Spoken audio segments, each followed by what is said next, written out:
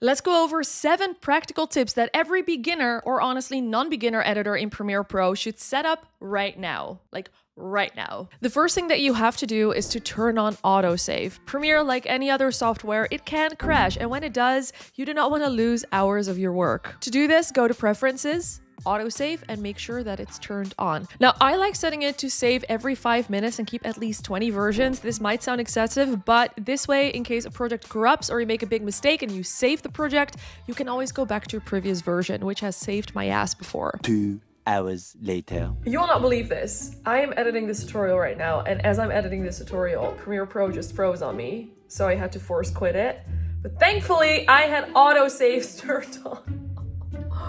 Oh my gosh, this is exactly why you need to turn it on, like right now. Let's talk about scratch disks. This is where Premiere stores autosaves, previews, and temporary cache files, for example. And by default, they go onto your main drive, which fills up fast and it can really slow things down, especially if your computer cannot really handle it. So if your computer can't handle it, you can actually change where you will save those files. Go to Project Settings, go to Scratch Disks, and then change them to a fast SSD or a dedicated media drive, for example. What you'll notice now is a smoother playback and faster render times and fewer media pending messages. It is just one of those steps that you only have to do once, and it will make your entire editing experience a lot better. If you're a beginner editor, you probably don't really know any keyboard shortcuts yet, in which case my tip would be to learn them. Now, if you're a beginner in Premiere Pro, but you're not an editing beginner, let me show you where you can customize the shortcuts so you can keep your current workflow. Go to Keyboard Shortcuts.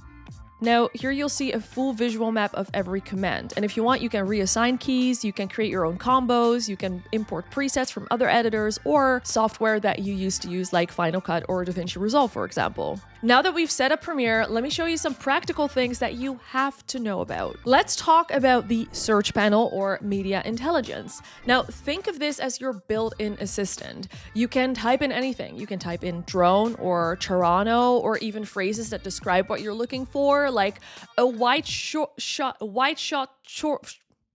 It is too early for this. But Premiere will instantly pull up any clip that matches your description. It looks in your bins as well as your timeline. So if you're looking for something specific just on the timeline, you can click on this button right here to find that clip on the timeline. Now, it doesn't just use the metadata though, because it also searches through the speech or the audio of every single clip, which is kind of wild. When you're dealing with hours and hours of footage, this turns even a messy project, even the messiest project, into something that you can actually manage. It is one of those features that just makes you wonder, like, how did I ever edit without this?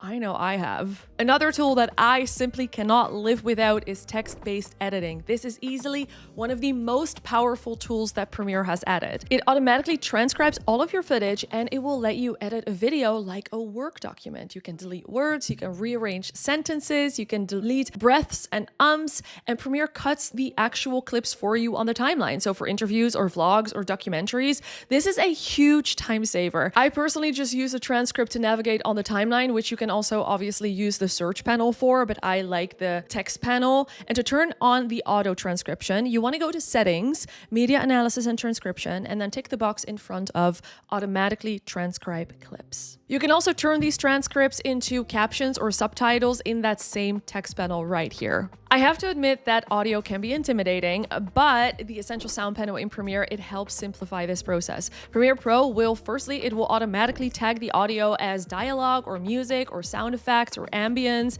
And if it isn't correct, you can just simply change that tag. But each tag will give you a separate interface with the right control for each. So for example, for dialogue, you can enhance the speech with just one click. Now, obviously, this isn't a replacement for a full mix or for audio engineers, but for YouTube and social videos, I think this is more than enough. Now, adjustment layers. These are your secret weapon for consistent visuals. Now, adjustment layers by themselves, they do nothing. It is basically just a transparent layer, but you can add an adjustment layer on top of your footage or above your footage on the timeline and add effects or add a color grade on there. So instead of adding a color correction or a color grade onto one clip and then the next clip and the next clip, you can add it to the adjustment layer. Anything that you apply to the adjustment layer will affect everything beneath it. So if you change the color grade, if you change the LUT, for example, or you want to tweak the contrast, it automatically updates across the board instantly. And this keeps your timeline clean, it saves time, and it makes experimenting with LUTs or honestly making any changes if your client wants to change a lot easier. I would love to know how many of these tips you already know and how many of these tips you're actually going to be using. I hope the right answer is 7. And if you're curious